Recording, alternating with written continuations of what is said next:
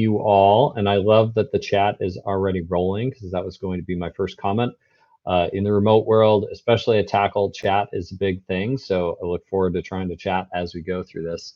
At Tackle, we exist to help software companies build and scale revenue through the cloud, specifically AWS, Microsoft, GCP, and Red Hat. Our platform makes this a business decision instead of a product and engineering problem. We give you lots of tools to use as you scale your business. We work with companies of all shapes and sizes, from seed stage startups up to the largest software companies in the world. Our customers include companies like New Relic and PagerDuty, Okta, Sneak, Laceworks, Seek, CrowdStrike, Dell, VMware, and lots of others. We're a Series C company, raised money from some of the greatest investors in the world, including Bessemer Venture Partners, Andreessen Horowitz, and Coatue. And I've spent my entire career in B2B software sales, always in emerging technology. And we believe we're at the dawn of this revenue transformation where traditional selling will evolve to be digitally driven. And cloud go-to-market is the first major phase of this evolution. So excited to dive in. So what are we going to talk about today? So in this talk, we will talk about what's happening in the market and how B2B buying and selling is changing. We'll talk a little bit about cloud marketplace and co-sell and how they're accelerating go-to-market and digital selling. Talk about how successful sellers are enabling this new world. And lastly, some tips and tricks on how to build out an integrated cloud go-to-market, especially as a startup. All right, so disruptions happening in B2B software sales. What does this mean? So there are all kinds of signals. Like, I'm a B2B go-to-market nerd, so I'll just declare that up front. There's all kinds of signals that the way that software is being sold is changing. Like product-led growth and usage-based pricing, marketplace, I think, are all examples of this shift from a human-based era of go-to-market to a digitally driven era of go-to-market. And today, when most CEOs and CFOs are building their plan for next year, and a lot of people are probably going through this planning process right now, they start with people. How many reps will you have? What will their quota be? What do you expect from a production standpoint? What supporting resources are required? And how much new and expansion ARR are you looking to drive? And that formula today is all based upon humans. And today, salespeople use software, but it's rare for that software to proactively help salespeople sell. But this is starting to change, and with generating and keeping revenue being the single most expensive part of every software company, it's about time that this changes.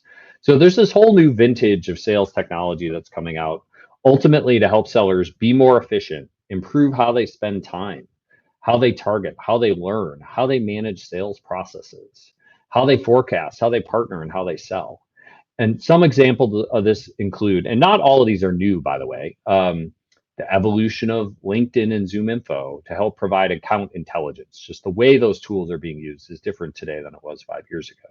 6sense, Demandbase, G2, all providing buyer intent data to accelerate account-based marketing and sales efforts.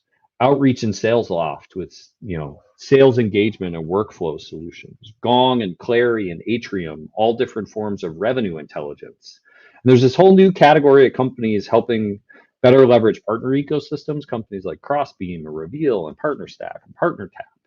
And lastly, we see Tackle actually fitting into this new vintage of companies where we help people grow revenue through the clouds. And we believe we're going to continue to see this rethinking of the sales tech stack, all focused around enabling digital selling and helping sellers be more successful, companies be more efficient, and make the selling process more predictable. So what's driving this disruption? And this disruption, as I mentioned on the slide before, generating and keeping revenue is the most expensive part of all software companies. And all ISVs are looking to be more efficient, but still delight their customers. And budgets are growing, but the nature of the way that budgets work is starting to change. And I'll try to unpack this with some data. So buyer experience are changing. All buyers expect more consumer-driven experience, and software companies are looking for efficiency and ultimately want to meet their buyers where they want to buy. And when we start to look at numbers, Gartner says $755 billion B2B software will get sold in 2023. That's growing about 10% year over year, adding $75 billion incremental budget. Cloud budgets are measured around $500 billion, growing at 18% year over year. And that's $90 billion of incremental budget. And the three hyperscalers by themselves make up $200 billion of that $500 billion. And this is growing fastest at 37% year over year. And what we're starting to see is the cloud budget and the software budgets are becoming one. And marketplace and cloud go-to-market are actually accelerating that movement of these two budgets. And as that happens, this creates this $1 trillion opportunity that's available for all software companies. But if we double click a little further into that, unlike B2B software budgets, where that budget's highly fragmented, it's literally divided across tens of thousands of different ISVs. The cloud budgets are incredibly concentrated. And almost all scaling companies have a contract with at least one of the hyperscalers. And our data from the latest, we just released our State of the Cloud Marketplace report last week, which is a piece of content I love being part of. Our data says that 40% of buyers have an enterprise agreement with one of the cloud providers.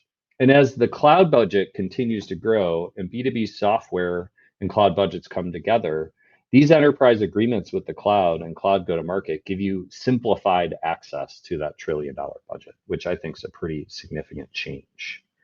And then the last piece, when we think about this from the buyer standpoint, why do buyers care?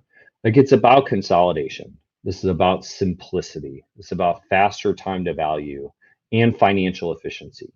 Nearly half of the people surveyed in our State of the Cloud Marketplace report said the top benefit for cloud marketplaces was the ability to use the cloud budget. These commitments are typically multi-year in nature.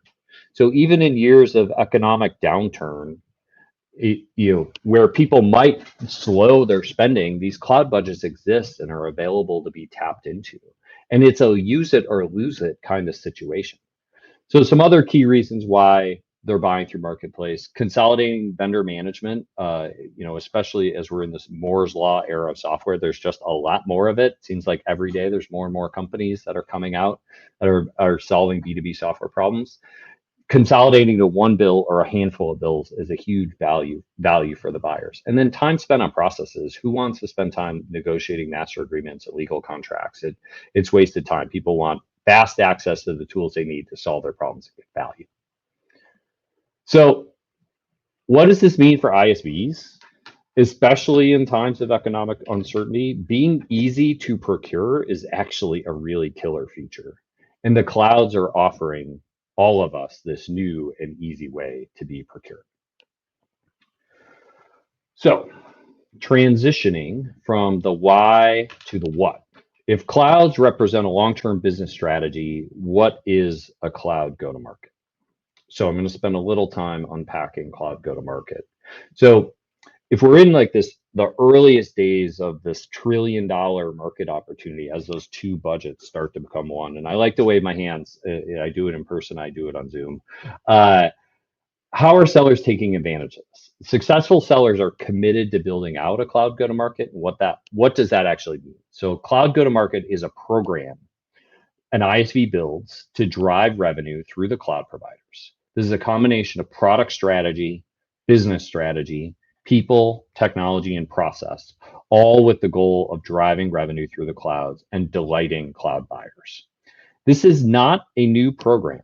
This has actually been going on for a while, but the definition of success today looks incredibly different than it did 3 years ago.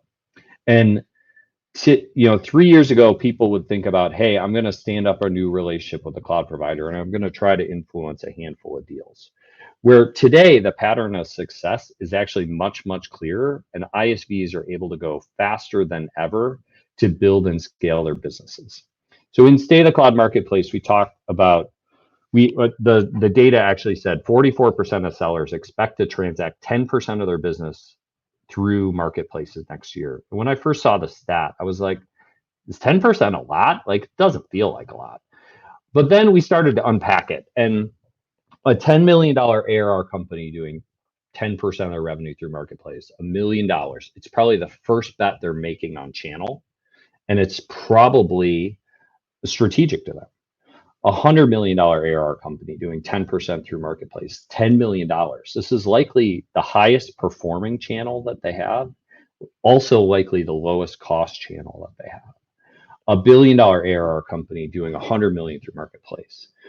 Unlike most channels, marketplaces are infinitely scalable. They have global reach. And as we've established before, they have a lot of budget dollars behind them. And greater than 10% was the majority answer. We've actually seen leaders go from 0 to 40 or 50% of their ARR flowing through marketplace in just a year. And these are not $10 million companies. These are $100 million ARR companies. And honestly, this is the future from our perspective. So I'm going to take a peek at chat. I see some tacklers responding to questions. See if we will come back to those as we go. So we're going to keep rolling. So what are the components of cloud go-to-market? And I do have time for Q&A at the end as well. So we'll be able to scroll back through and hopefully everybody is willing to engage in some questions. So the components of cloud go-to-market, what does good look like? It all starts with strategy. And a key differentiator for those that rapidly scale their business with the clouds versus those that struggle is executive alignment. And this is a top-down strategy, often starting with the CEO, with support from CRO and heads of partnerships. If you're an individual, and I challenge people on this call, if you're an individual in your org that's thinking about standing up cloud go-to-market in your company, you need to challenge your leadership to get aligned. Revenue strategic in all times, especially during times of economic downturns, and all leaders are looking for more pathways to win, and cloud go-to-market's a proven and powerful one. So this is also multifaceted in that you need to scale your go-to-market strategy, your product strategy, people strategy, tech stack to support your cloud go-to-market. And once you have that envisioned and defined, there's some key tactics you can look to take advantage of. Number one, first, deciding who to target. And this is a data problem. And leveraging data from your partners to make decisions around where you should focus to get initial traction is key to building momentum. And in the past, we would always talk about how the best way to start here is just to start asking your buyers, would it be easier to buy from me on your cloud bill? And that is still a really good way to start, especially as you're evaluating if you want to go down this path. But there are new, more scalable ways, and we think we can help a lot with scaling with data. So second, leveraging the co-sell system with the clouds to increase knowledge you have of the buyer to create a better solution and align on the value and budget with the clouds. So data informs co-sell, and co-sell, especially in the early days of your partnerships with the cloud, you want to err on the side of quality over quantity. Quality engagement with the clouds turns into educating the cloud sellers on what to be on the lookout for, and then coming back to you with additional customers, especially after you deliver value. And we'll talk more about some co-sell best practices as we get into some startup success stories later on. So third, transacting via marketplace. This is the critical last mile of your cloud go-to-market, and the marketplace is required to tap into the cloud budget and the contract benefits that we talked about earlier. And the cloud sellers get paid when you transact your business through marketplace, which is a great incentive that the clouds are paying on your behalf. So lastly, scaling. Scaling is where technology and specialized teams become more important. You know, those first few phases we'll talk about in best practices. You really need a tiger team. You need an owner who's going to wake up every day and think about this problem and driving sales through this new pathway. But as you start to scale, you'll invest in more specialized resources that drive go-to-market partnering with your team, potentially some specialized resources that do deal desk work. And that'll help you as you continue to grow, and they'll likely need specialized tools. So getting cloud go-to-market moving is an investment. And to build momentum, you have to think about this as a strategic channel, and it does require some time. So we're going to hop into some lessons learned, and we have like about 6 minutes of content left, and we should have about 9 minutes to do Q&A. So if you have questions, please definitely get them queued up. So let's go to, all right, so the first lesson learned This is all around startups. And I broke startups into really two categories. And these lines are, it's actually really hard to get consensus around where are the lines. And a lot of times I try to think about startups that are in the product market fit phase where you're still experimenting with how to scale your go to market. And then the post product market fit phase where you're really investing in the repeatable pattern. You have your handful of plays that are successful and you're trying to go from 100 to 1,000 times of repetition. So we're going to start first on, and I picked 25 million in ARR for startups, and just to categorize those companies that are a little earlier in their evolution. So first and foremost, lesson learned, keep it simple. Like, think about where you're built first, start to ask your buyers those questions. I think don't start too soon. And this comes into that story of product market fit. We have seen startups be successful building their go-to-market marketplace native, where literally marketplace is part of the journey from day one. But you need a very clear point of view on repeatability to be able to take advantage of marketplace. Oftentimes, it does make sense to ensure that you have quality product market fit before you think about marketplacing, but it is a little subjective. Number three, identify your value prop for the cloud buyers. So a lot of times, earlier stage companies, the question I get asked is, well, the clouds have X competing service with us, or Y that does something similar to us, or there's our ABC competitor that's also part of the marketplace and is building their cloud go-to-market. You need to think about this ahead of time and have a very clear positioning for why. And ultimately, there will be competitive services in some instances. There will be other competitors that are there, but your unique differentiation and your value proposition to the cloud buyer is ultimately what they're going to buy. So you want to have a clear position around that. I think a big mistake we see in a lot of small companies is they do not dedicate an owner. They make this someone's side project or a fraction of what someone is doing, and they set the wrong goal. They set the goal at, I want to get listed in Microsoft or Google or AWS. They don't make it, I want to go drive 3 to 5 transactions. So think about who's the owner and set the right goal. The right goal is selling.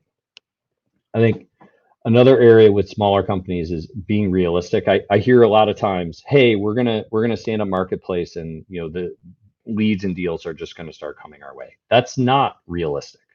Like, you have to think about the early days of cloud go-to-market as you're using the system for fulfillment and you're accelerating your transactions, and then you're building the patterns with which you can cloud co-sell as you scale. And on the co-sell side, co-sell is hard when you're small because you're trying to drive value prop. A cloud seller may have hundreds of services that they're thinking about selling, as well as thousands of other products that their buyers could get access to.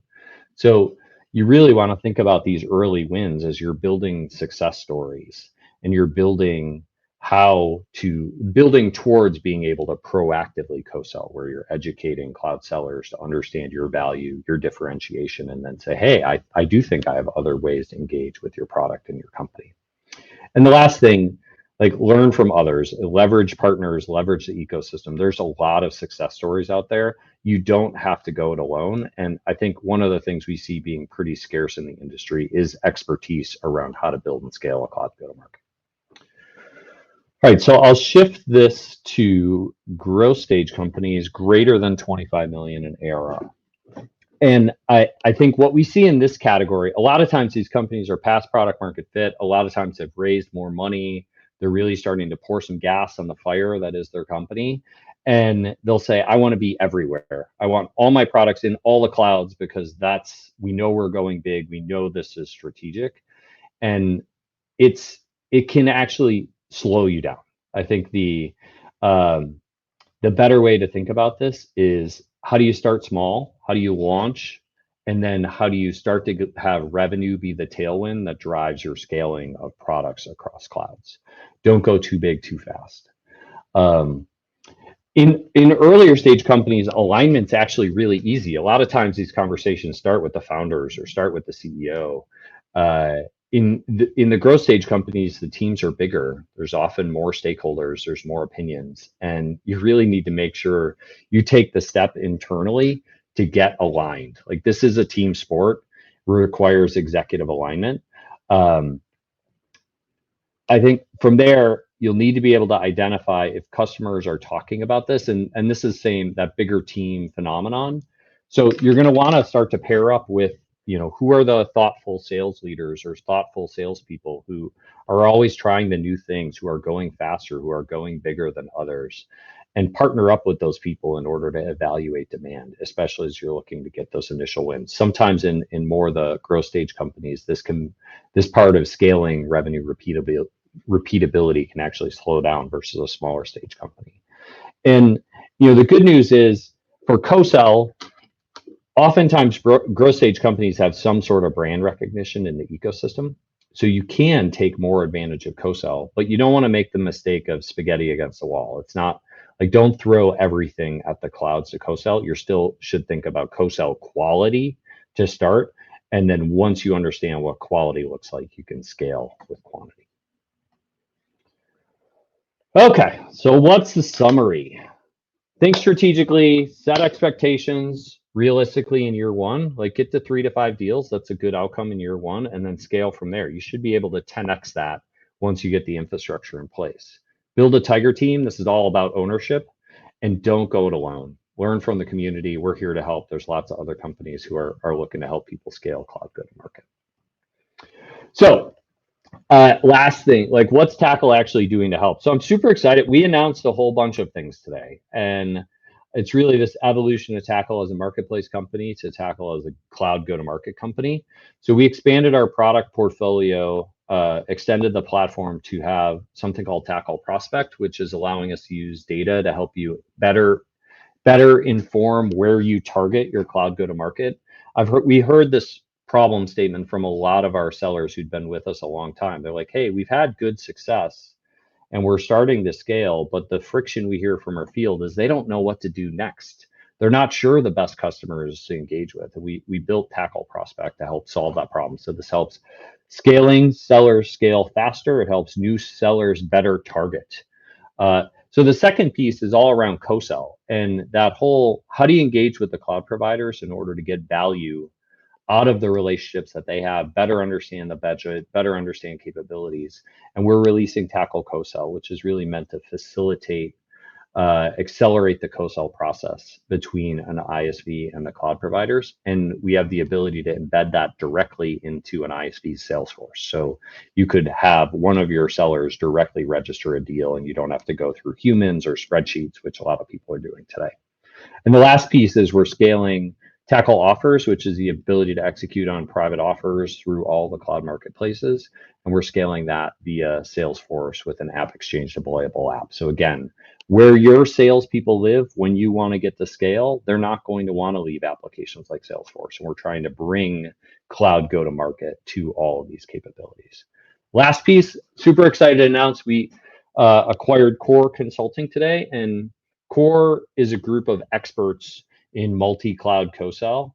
And the best part of this combination is it started with our customers. Our customers were the ones who were working with Core and working with Tackle. And we're like, wow, there's so much synergy between how Core works and how Tackle works and the way the teams work together.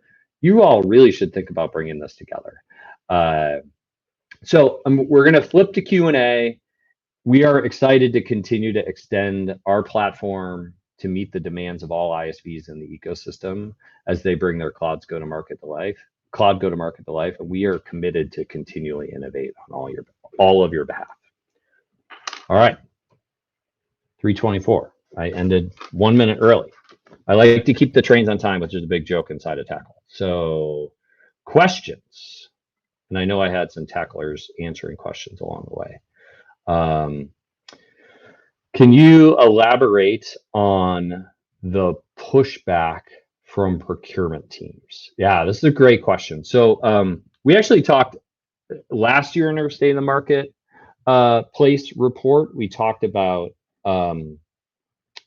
we talked about how the cloud budget was moving from a departmental budget to an enterprise budget. And when it moved to an enterprise budget, it really becomes part of procurement and finance. And oftentimes when it's still a departmental budget, the finance team won't fully understand how to take full advantage of cloud capabilities. And this is one of the challenges we look to solve with Tackle Prospect, where we can use data from the industry to understand who are big consumers of cloud in order to understand where they're at from a cloud maturity standpoint, which hopefully would allow you to better understand how to engage with the buyer. Because if it is more departmental, the line of questions you might have around co-sell and marketplace might be slightly different. Customer leader willing to do marketplace, but procurement teams are pushing back, and they want to go direct. So how do you convince them? I think, so this is a secondary question around marketplace, and I'm just yeah, so that, I mean, that really, and we're actually running out of time, and it looks like we're going to be transitioned over. I just want to thank everybody for joining. Thanks everyone for joining PLX Summit. Thanks for joining this talk. We are here to help, and please don't hesitate to reach out. Like, there's a bunch of ways to connect with Tackle. We can help with pipeline assessments, connect with us on LinkedIn. We'll be at the Microsoft Marketplace Summit. We'll be at reInvent. I look forward to seeing you all in the clouds. Thanks for joining.